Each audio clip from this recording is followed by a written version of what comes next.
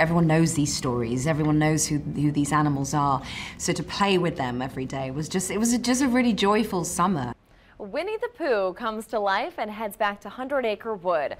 Movie writer Mike Scott with NOLA.com, the Times-Picayune, is here with a weekend box office preview. Hey, Mike. Hey, how you doing? Good. All right, who doesn't love Winnie the Pooh? Not many people I know. I love Winnie the Pooh. Yeah, so do I. I didn't love this film that much, though. Yeah, and I'll tell you what, this is the latest in Disney's live-action reimaginings of some of its classic cartoons.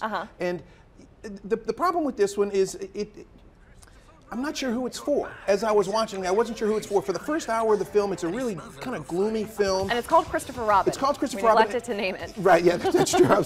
And which is, it's worth pointing out because that first hour is about a grown-up Christopher Robin basically having a psychotic break.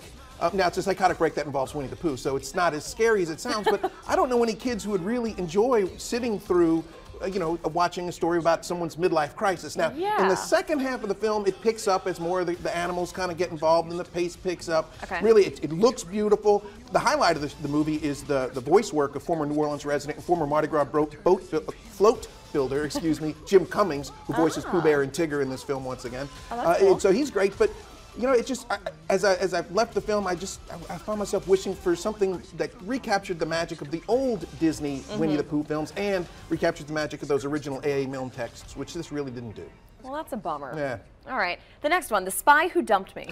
Yeah, this is the comedy of the week, sort of the girls' night out movie of the week. This looks funny. Yeah, it stars Kate McKinnon of Saturday Night Live and Mila Kunis. They play a couple of friends in Los Angeles who get thrust into a world of international intrigue when Kunis's character's ex-boyfriend shows up, reveals he's a spy, and then he's got international assassins on his trail.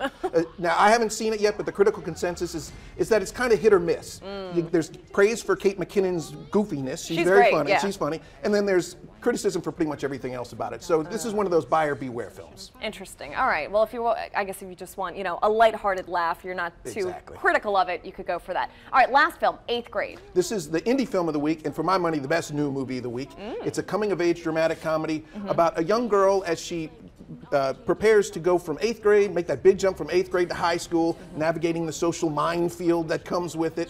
And the star of the movie is a young woman named Elsie Fisher, and she's great. She's a revelation in the role. But really what this has going for it is its sense of authenticity and honesty. It felt to me like maybe a less ambitious but every bit as effective version of Boyhood, Richard Linklater's Oscar-winning film from a couple of years back. And some of the themes at work here might not be necessarily original, but there's a universality to it where I think that teenagers will enjoy it, parents will enjoy it, I think they'll enjoy watching it together and then talking about it afterwards, which is no small thing. All right, so that's what you should see this weekend. That's the one. Mike Scott, we appreciate it. Thank you.